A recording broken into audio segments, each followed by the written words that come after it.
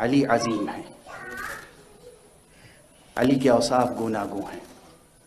علی کی آغوش میں جب تربیت پاتا ہے کوئی اور پھر علم کو عمل کے پیکر میں ڈھالتا ہے تو عباس بنتا ہے۔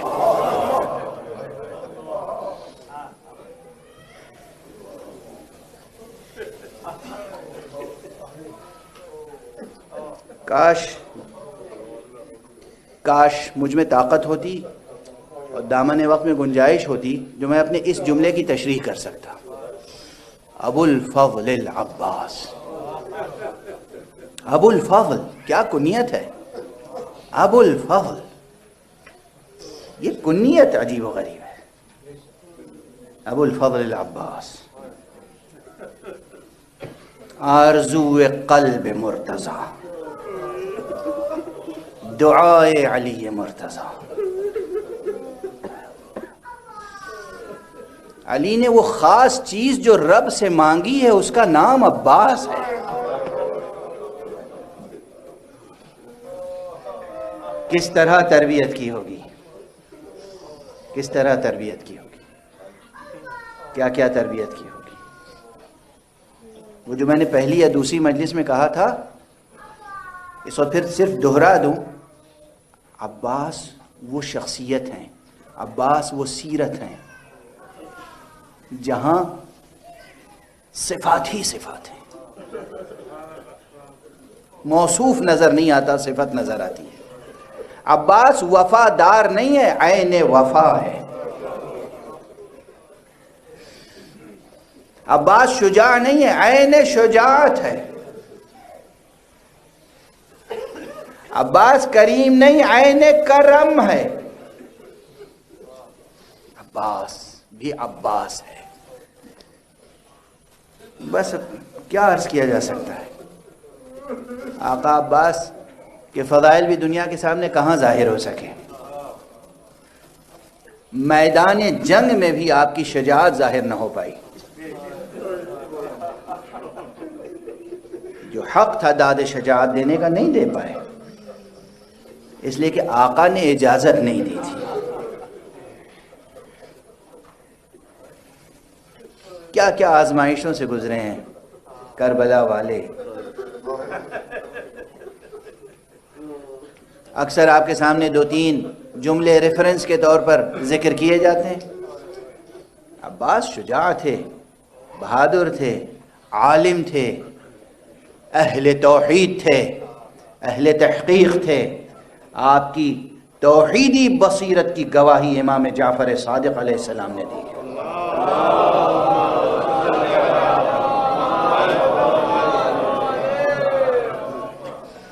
لیکن شجاع ہونے کے باوجود، عالم ہونے کے باوجود، صاحب نظر ہونے کے باوجود امام وقت کے آگے کس طرح مطیع و فرما بردار کی حیثیت سے رہتے ہیں۔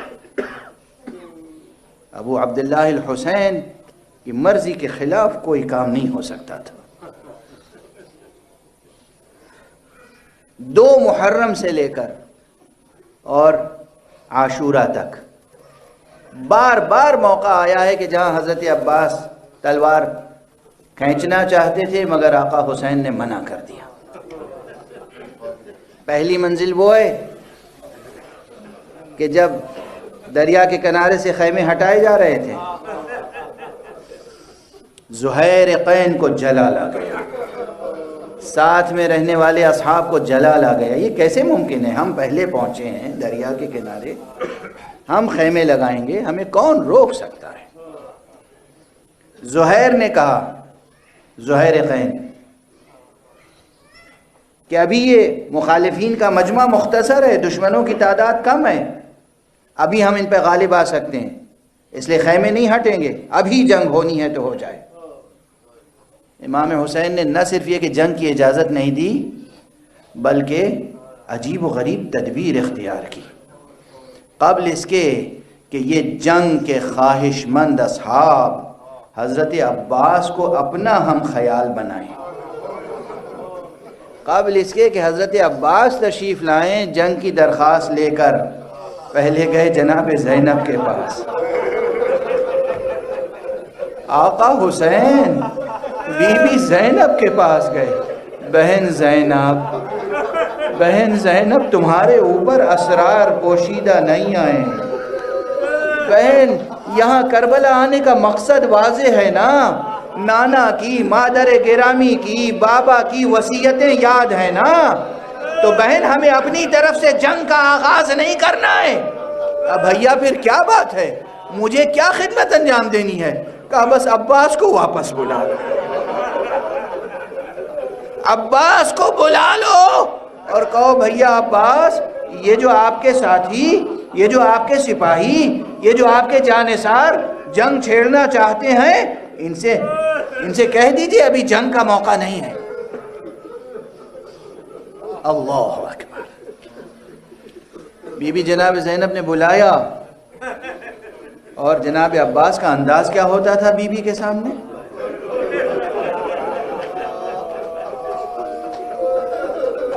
جناب زینب کو اپنی مادر گرامی سے زیادہ رتبہ دیتے تھے عباس.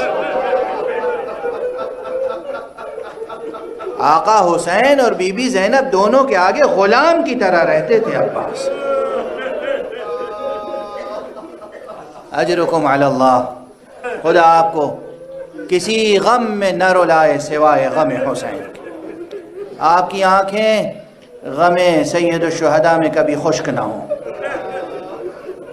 2 محرم گزر گئی، 4 محرم آئی، دشمنوں کی تعداد میں اضافہ ہوتا رہا، یہاں تک کہ 9 محرم آئی.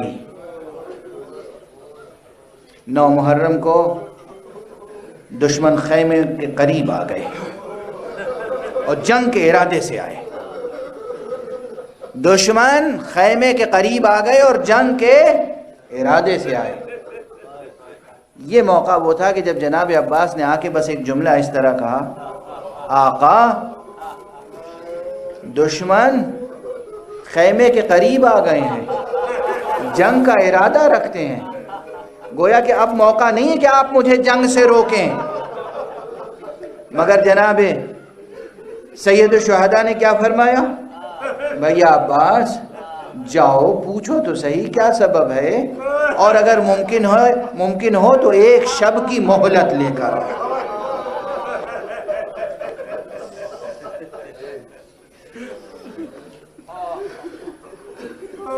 میرے والد ماجد رحمت اللہ علیہ کربلا معلی میں عشرہ پڑھا کرتے تھے، اور وہ جناب عباس کے مصائب میں ایک جملہ کہا کرتے تھے. وہ جملہ میں آپ کی خدمت میں دہرا رہا ہوں. پروردگار ان کی روح کو بلندیاں عطا فرمائے. فرماتے تھے انہوں نے اپنے مشائخ سے، اپنے بزرگوں سے یہ روایت سنی تھی، اور اسی طرح فرماتے تھے کہ جب حضرت عباس دشمنوں کے سامنے اور پوچھا کیا سبب ہے تمہارے آنے کا، کہا کہ حاکم کا حکم آیا ہے کہ بس جنگ چھیڑ دی جائے، یا حسین بیعت کریں یا جنگ. کہا اچھا. اپنی تلوار کی نوک سے زمین پر ایک نشان کھینچ دیا. کہا دیکھو اس نشان سے آگے نہ بڑھنا جب تک میں آقا سے پوچھ کر واپس نہ ہوں. کیا جاہو جلال عباس ہے، اور کسی میں مجال نہ ہوئی جو اس نشان سے آگے بڑھتا. یہ شاعرانہ مضمون نہیں ہے، یہ کرامت ہے، یہ عظمت ہے عباس. اس نشان سے آگے نہ بڑھنا جب تک میں آقا سے پوچھ کے واپس نہ ہوں. آئے، کہا آقا وہ جنگ چاہتے ہیں. کہا جاؤ، تم تو جانتے ہو عباس مجھے نماز سے کیسا عشق ہے، مجھے عبادت خدا کا کیسا ذوق ہے، مجھے تلاوت کلام پاک کی کیسی خواہش رہتی ہے، کیسی آرزو رہتی. جاؤ، یہ زندگی کی آخری رات ہے، 1 شب کی مہلت لے کر آؤ تاکہ ہم شب بھر عبادت خدا میں بسر کریں. یہ کام بھی آقا نے حضرت عباس سے لیا. بس اب اگر اس طرح بیان کرتا رہوں گا تو کافی وقت صرف ہوگا اور خود مجھ میں اب طاقت نہیں ہے، اس لیے چند جملوں میں سمیٹ دوں۔ مہلت ملی، شب عاشور آقا نے کس طرح گزاری، یہ تفصیل ہے انشاءاللہ شب عاشور کی مجلس میں گزارش کروں گا۔ صبح عاشور نمودار ہوئی، علم فوج حسینی کا حضرت عباس کے سپرد کیا گیا۔ خود علم کا سپرد کر دیا جانا، اس کے معنی یہ تھے کہ عباس کو اذن جنگ نہیں آئے، اس پرچم کے نیچے ہیں لوگ، جائیں گے جنگ کرتے رہیں گے، عباس پرچم کی حفاظت کر رہے ہیں۔ جب بہت شہادتیں گزر گئیں اور اب حضرت عباس تدبیر سوچ رہے تھے کہ کس طرح آقا سے اجازت لیں، تو ایک تدبیر حضرت ابو الفضل العباس نے یہ اختیار فرمائی، جا کے کہا آقا آپ سماعت فرما رہے ہیں، خیمے میں بچے لاتش کی آواز، آقا سکینہ تمام بچوں کو لے کر میرے پاس آئی اور کہہ رہی امو جان یہ بچے پیاسے ہیں، امو جان کیا پانی کی کوئی سبیل ہو سکتی ہے؟ آقا اگر اجازت ہو تو پانی کی کوئی سبیل کروں۔ امام حسین علیہ السلام کی آنکھوں میں نمی ہے، پلکوں پہ قطرے ہیں آنسوؤں کے۔ ایک مرتبہ عباس کو دیکھا اور دیکھنے کے بعد کہا عباس اچھا ہاں اگر پانی کی سبیل کرنی ہے تو جاؤ، تمہیں اجازت ہے۔ جناب عباس کے ہاتھ میں اس وقت بھی ایک ہاتھ میں علم ہے، ایک ہاتھ میں مشکیزہ ہے، ایک ہاتھ میں نیزہ ہے۔ کیا ذمہ داریاں ہیں ابو الفضل العباس علیہ السلام پر، کس طرح داد شجاعت دیں؟ بس 2-3 فقرے۔ جناب عباس تشریف لے گئے، سب مناظر آپ کی آنکھوں میں پلکوں پہ سجے ہوئے ہیں۔ جنگ کیے بغیر تو دریا تک نہیں پہنچ سکتے تھے، تھوڑی سی جنگ کی، آقا کی تھوڑی ہی سی جنگ میں دشمن کی فوجیں چھٹ گئیں، دریا تک پہنچے اور مشکیزے کو بھرا۔ مشہور واقعہ ہے کہ دریا سے ایک چلو پانی اٹھایا مگر پیا نہیں، نوش نہیں فرمایا، پیاس نہیں بجھائی، چلو میں پانی اٹھایا اور پلٹ کے خیمے کی طرف دیکھا۔ اب میں کیا عرض کروں آپ سے، یہ تو عباس ہیں، یہ تو عباس ہیں، آپ سنتے آئے ہیں جس راہوار پر عباس تشریف فرما تھے، اس گھوڑے سے کہا کہ مجھے معلوم ہے تو بھی پیاسا ہے، یہ فرات کا پانی ہے، پانی پی لے۔ عباس کے گھوڑے نے بھی پانی پینے سے انکار کر۔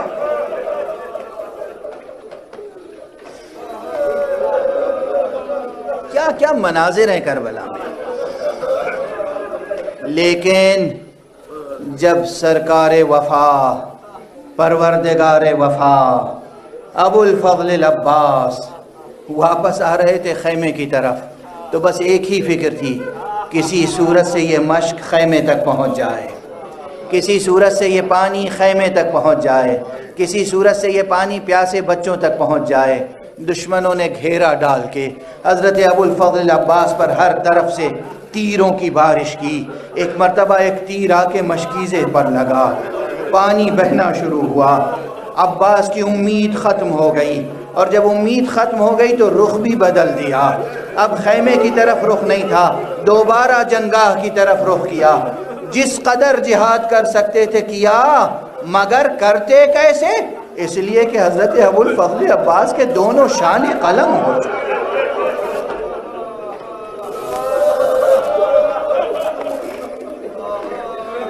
بس ایک فقرہ کہوں آخر مجلس، میں کہہ چکا ہوں محرم میں گریہ کرنے کے لیے کسی بیان کی ضرورت نہیں ہوتی، مگر ابھی میں ایران گیا تھا، کاشان گیا تھا، اپنے بزرگ استاد اور پیر و مرشد کی خدمت میں گیا تھا، انہوں نے پھر یہ جملہ مجھے سنایا اور اس لیے آپ کی خدمت میں سنا رہا ہوں۔ کہ ایک خطیب تھا، اس نے خوب مجلس پڑھی، مصائب حضرت ابو الفضل کا تذکرہ کیا اور اس کے بعد خوب گریہ ہوا، خوب لوگوں نے ماتم کیا، خوب بیوی ام البنین کو پرسا دیا۔ لیکن جب وہ گھر آیا، سو گیا، تو اس نے خواب میں دیکھا کہ حضرت ابو الفضل تشریف لائے ہیں اور فرما رہے ہیں کہ تو نے میرے مصائب کا حق ادا نہیں کیا۔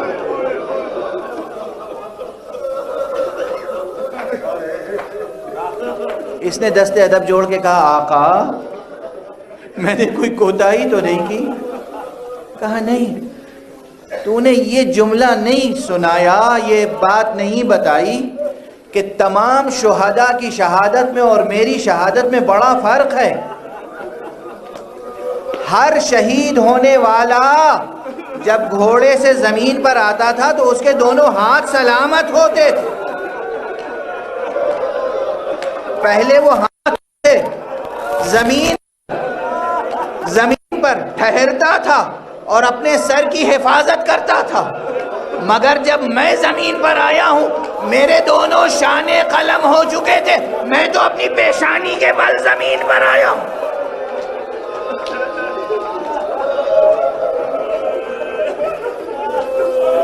اجرکم علی اللہ۔ بس ایک فقرہ اور یاد آ گیا، اور وہ علامہ سید مہدی بحر العلوم کا فقرہ ہے۔ عزیزو، شاید 1 یا 2 برس قبل یہیں باب المراد کے عشرے میں ذکر کر چکا ہوں یہ جملہ۔ دعا فرمائیے پروردگار اس بارگاہ باب المراد کو معمور رکھے اور اس کی تعمیر میں اور مسجد کی تعمیر میں جو رکاوٹیں ہیں دور ہو جائیں۔ پروردگار اس خدمت کو جناب حضرت حجت الاسلام والمسلمین مولانا ذوالقدر رضوی صاحب کے اور ان کے ساتھیوں کے ہاتھوں سے قبول فرمائے۔ میں عرض کر چکا ہوں کہ کسی نے جناب علامہ سید مہدی بحر العلوم سے پوچھا کہ یہ بتائیے حضرت ابو الفضل العباس کا جسد مبارک بدن دراز تھا، بلند قامت تھے، خدا نے سرفراز بنایا تھا، قوی ہیکل تھے، لیکن ان کی قبر کی تعویذ دیکھی چھوٹی سی ہے۔ یہ بتائیے یہ قبر چھوٹی کیوں ہے؟ جناب علامہ بحر العلوم تڑپ اٹھے، کہا تمہیں معلوم نہیں عباس پر کیا ستم ہوا ہے؟ عباس کے دونوں شانے تو پہلے قلم ہو گئے تھے، مگر حسین کے ذبح ہونے کے بعد عباس سے کینہ رکھنے والے عباس کے لاشے پہ گئے، عباس کے لاشے کو ٹکڑے ٹکڑے کر دیا۔ اس لیے جب سرکار امام زین العابدین دفن کر رہے تھے ٹکڑوں کو جمع کیا، چھوٹی سی قبر میں دفن کیا، چھوٹی سی تربت بنائی، اس لیے عباس کی تربت عباس کے قد و قامت کے مطابق۔ واہ حسین واہ علی۔